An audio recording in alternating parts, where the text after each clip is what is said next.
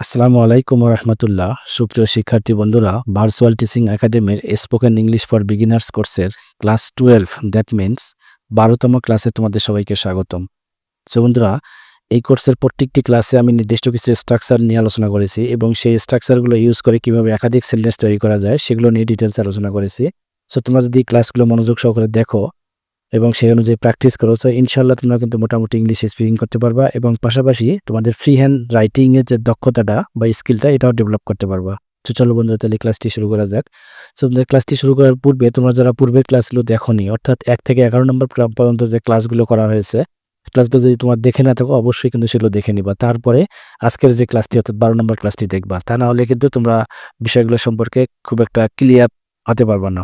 তো চলো বন্ধুরা, তাহলে ক্লাসটি শুরু করা যাক। সো আজকের এই ক্লাসে আমরা যেটা দেখতে পাচ্ছি, দেখো যে সাবজেক্টের বর্তমানে কোনো কিছু থাকা উচিত। সাবজেক্টের বর্তমানে কোনো কিছু থাকা উচিত যদি এরূপ বোঝায়, যেমন ধরো আমার টাকা থাকা উচিত, আমার গাড়ি থাকা উচিত, ঠিক আছে, এই টাইপের যে সেন্টেন্সগুলা যদি এরকম কিছু বোঝায়, তাহলে সেক্ষেত্রে আমরা এই স্ট্রাকচারটি ইউজ করে সেন্টেন্স তৈরি করব। অর্থাৎ প্রথমে লিখবো সাবজেক্ট, তারপর লিখবো শুড, তারপর হ্যাভ, তারপর যা থাকা উচিত, তারপর সেন্টেন্সের বাকি অংশ লিখবো। ঠিক আছে, প্রথমে সাবজেক্ট, তারপর লিখবো শুড, তারপর হ্যাভ, তারপর যা থাকা উচিত।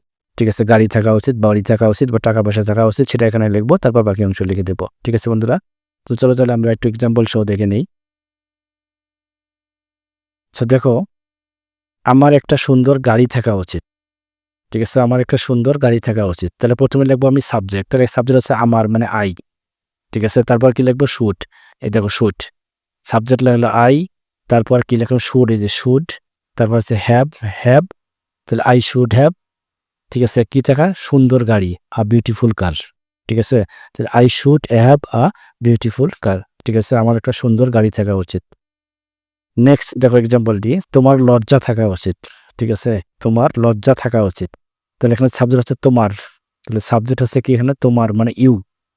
ঠিক আছে, তারপর কি লিখবো শুড, শুড, তারপর কি লিখবো হ্যাভ, হ্যাভ।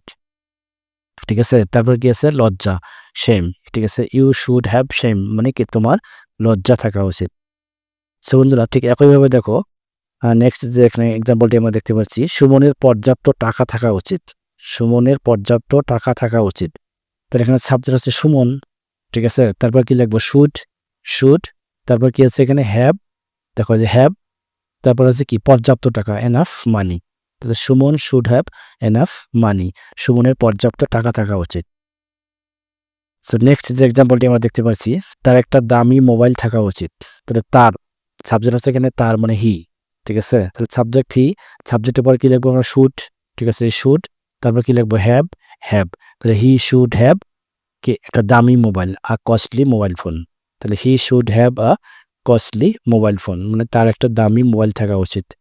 সো বন্ধুরা, একইভাবে লাস্ট যে এক্সাম্পলটি আমরা দেখতে পাচ্ছি, তাদের একটা বড় পুকুর থাকা উচিত। ঠিক আছে, তাদের একটা বড় পুকুর থাকা উচিত। তাহলে তাদের বলতে সাবজেক্ট আছে দে। ঠিক আছে, দেড় পরে আমরা কি লিখবো শুড, দেখো দে শুড, তারপর কি লিখবো হ্যাভ, হ্যাভ। ঠিক আছে, তারপর কি একটা বড় পুকুর, তাহলে আ বিগ পন্ড। তাহলে they should have a big pond, তাদের একটা বড় পুকুর থাকা উচিত। ঠিক আছে বন্ধুরা, আশা করি বুঝতে পারছো। সো বন্ধুরা, এই স্ট্রাকচারটি ইউজ করে এই টাইপের তোমরা একাধিক সেন্টেন্স তৈরি করবা এবং সেই অনুযায়ী প্র্যাকটিস করবা। ঠিক আছে, সো বন্ধুরা, আজ এ পর্যন্তই। পরবর্তী ক্লাস দেখার আমন্ত্রণ জানিয়ে আজকে ক্লাসটি আমি এখানে শেষ করলাম। আল্লাহ হাফেজ।